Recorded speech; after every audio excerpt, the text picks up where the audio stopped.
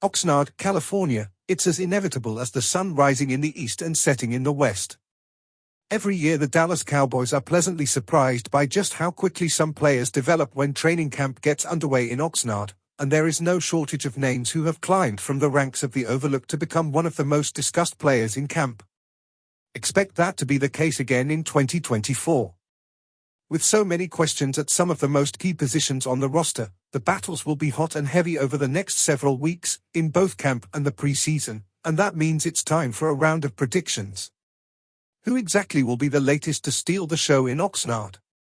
Let's start with the offense. Nick Harris, with CeeDee Lamb expected to miss some time at training camp, the opportunity is there for the depth receivers to make a larger-than-usual impact with the first-team group, and I think Ryan Flournoy will be the one to raise the most eyebrows.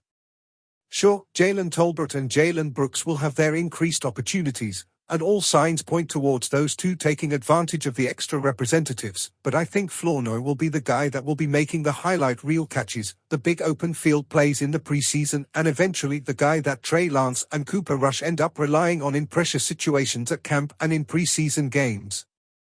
His strength as a pass catcher and yards after catch runner will turn heads.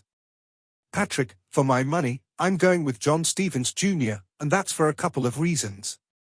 I believe Jake Ferguson is on the verge of an All-Pro season in 2024, but Luke Schoonmaker is returning to the field from another injury and everything is definitely up for grabs behind Ferguson. So while Schoonmaker will get the obvious nod at TE2, Stephens returns after a show-stealing rookie training camp that unfortunately ended in a torn ACL and a redshirt rookie season.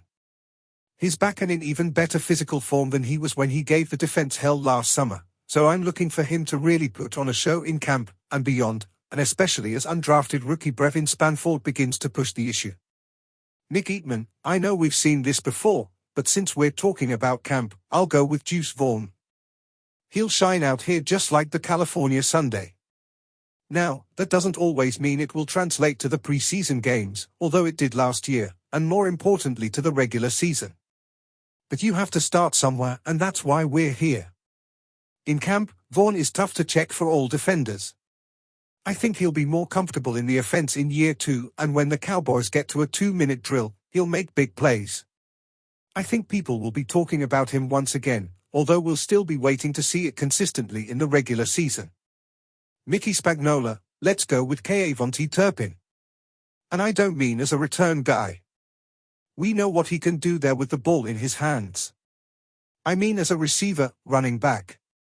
He has only scratched the surface his first 2 seasons as a receiver and a guy you can hand the ball to. If the off-season workouts are any indications, sure appears the Cowboys are making a priority of getting him the ball, either lined up in the slot, lined up in the backfield, or on end-arounds. Recall last year he carried the ball 11 times for 110 yards and a touchdown. Handing him the ball can be a dangerous offensive weapon. Why he averaged 10 yards a line of scrimmage touch last year. Time for him to explode in the final year of his 3 contract.